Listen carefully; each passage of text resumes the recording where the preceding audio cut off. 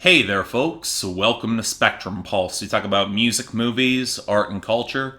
And today we're finally going to be talking about the sophomore album from Emily Scott Robinson called Traveling Mercies. So I'll admit this kind of came out of nowhere for me, and I think that's somewhat important for me to call out, because everybody loves to say that they're ahead of the curve and they found an act from the indie scene that nobody's ever heard of, and while you might get the occasional quote from more traditional outlets, you can very quickly tell by traction in other lanes just how much people really know about you. But I'll freely admit that I wasn't really that much aware of North Carolina's Emily Scott Robinson from any outlet before recently. I saw the rave review for her newest project from Saving Country Music. I got kind of curious, knowing exactly how rare said reviews are, and I figured I'd check out her debut album, get some perspective, and I was left blown away. Yes, 2016's Magnolia Queen is very much a spare and acoustic affair, a little rough around the edges both in her playing and the vocal delivery, although she does have a great voice. But what astonished me was the songwriting,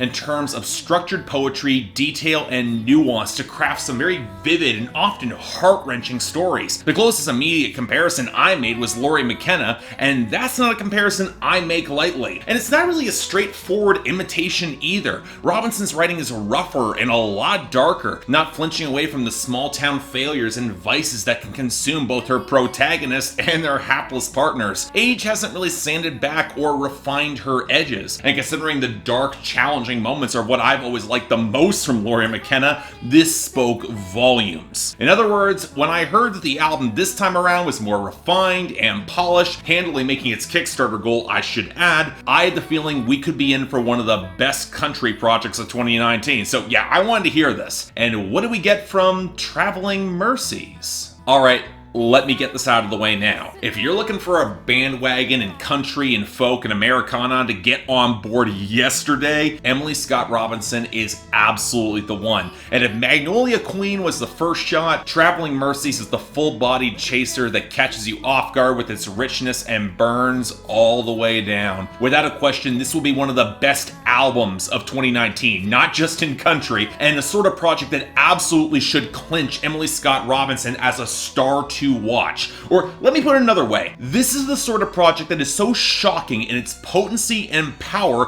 that I was struggling to find things to criticize. The very same sort of feeling I got when I reviewed Casey Musgrave's Same Trailer Different Park, or even Dave Cobb's compilation Southern Family. Yeah folks, that's what we're dealing with here, of something of that quality. And yet what's kind of magical about it is that how this project is so comfortably can fit in that territory. And a huge part of this is Emily Scott Robinson's delivery. Very strident, very clear, a hint of a husky yodeling tone at points, but very capable of delivering devastatingly quiet moments and subtlety that allows the simplest turns of phrase to utterly devastate. I made the Lori McKenna comparison when it comes to the writing, but the vocal comparison, it is closer to Casey Musgrave's. But even then, where Musgrave's tends to slide towards traditional country kitsch and artifice, Robinson's is the pivot towards windswept loneliness, deep-seated heartache, and the sort of emotive vulnerability that avoids all the gauze and wrappings to just let it bleed out freely. Now, that's not saying there aren't some brighter moments. It's not all doom and gloom. Better with Time is a sort of well-matured love song that's incredibly endearing. The wry but exasperated white-hot country mess, it cuts, but does so with an eye to being better. And the album really ends with the warm and willing death of an old patriarch on overalls, and the more traditional progression of the closing title track. Hell, if I were to muster any criticisms here, they can come in how her higher register can feel a shade bit thin on a white-hot country mess, and that the title track feels a little bit underwhelming and a tad underwritten to close out the album, even with the richer backing vocals. And if I didn't place so much personal emphasis on how albums close, that'd be a flimsy nitpick indeed, because it is indeed a good song. But a major factor of this comes through in the production and the instrumentation as well, where Robinson did exactly exactly what she should have coming off that debut project in order to expand and refine her sound while still maintaining a rich, organic, melodic tone. But I'd argue it goes even further than this. Just the expansion of her backing team, that'd be one thing. But a common critique of peers in this lane is that the albums can be a little bit too restrained or monochromatic, with really good tones but not a lot of variation, or a tendency to default to a sleepier sound that can be really enticing but demands a little bit more patience. You kind of wish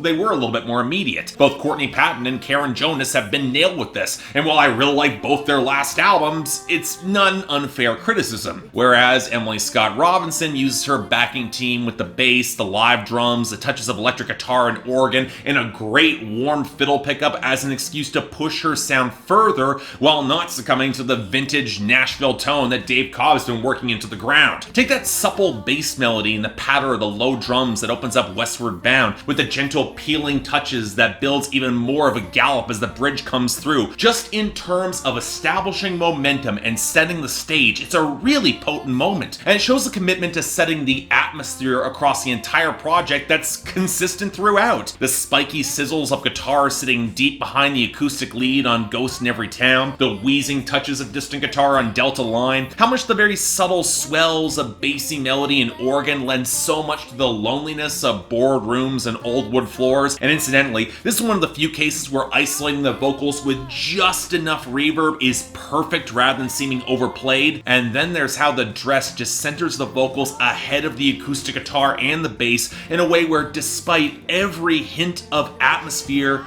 you really can't avoid the uncomfortable intimacy of Robinson's delivery, which is one reason that it hits like a sledgehammer to the stomach. And you know what? I have to highlight some great sequencing on this album as well. A song like The Dress could be impossible to follow. Despite its relatively short length, its power could easily overshadow the rest of the album, which is why Emily Scott Robinson swings biggest in her composition on the following song, Shoshone Rose, a song that leans very heavily into the sweeping desert atmosphere with wailing strings, sandy percussion, ponderous bass, and a galloping acoustic line. And that's before you even get to the content of that song. But just as much as that track could again overshadow things in a very different way, she pulls back for the very bare acoustic line of Run. That's a phenomenal little melody for another very stark, lonely progression that, again, she knocks it out of the park. It's a little bit more of a familiar wheelhouse coming off Magnolia Queen, but it's no less devastating and no less powerful. But for as much as I will praise the production and melodic tones of this project, if you're coming to an Emily Scott Robinson album, you should be coming for the songwriting. And you know what? While the easy way to end this review right now would just be reciting the lyrics that hit like a steam train, what I want to highlight are the complexities, the subtleties, and the thematic cohesion that makes the storytelling of this project so damn potent. For one, you'd be forgiven for thinking that there isn't a larger arc to this album. Robinson's wonderful grasp on human frailty or deep-seated empathy, really just humanity in general, means that she's got a natural knack for writing about people, but it could feel more like disconnected moments than a cohesive project. But the travelogue that she establishes on Westward Bound, the opening song, it serves to both serve as a loose framing device structurally and emotionally. And while she'll take the first-person narrative to tell some of those stories herself, you do get more autobiographical cuts like Boardrooms and Old Wood Floors or White Hot Country Mess that re-establish a little bit more of that troubadour spirit on this project and keep the momentum going. In the former case, the lonely couch surfing that drives a lot of her passion with a lot of really great fine details, and the latter highlighting just playfully but handily what it's like being a woman in modern Americana in the indie scene. And I can't stress how much that subtle sense of momentum is key to why so many of these songs work, especially the slower ones. Even a settled love song like Better With Time,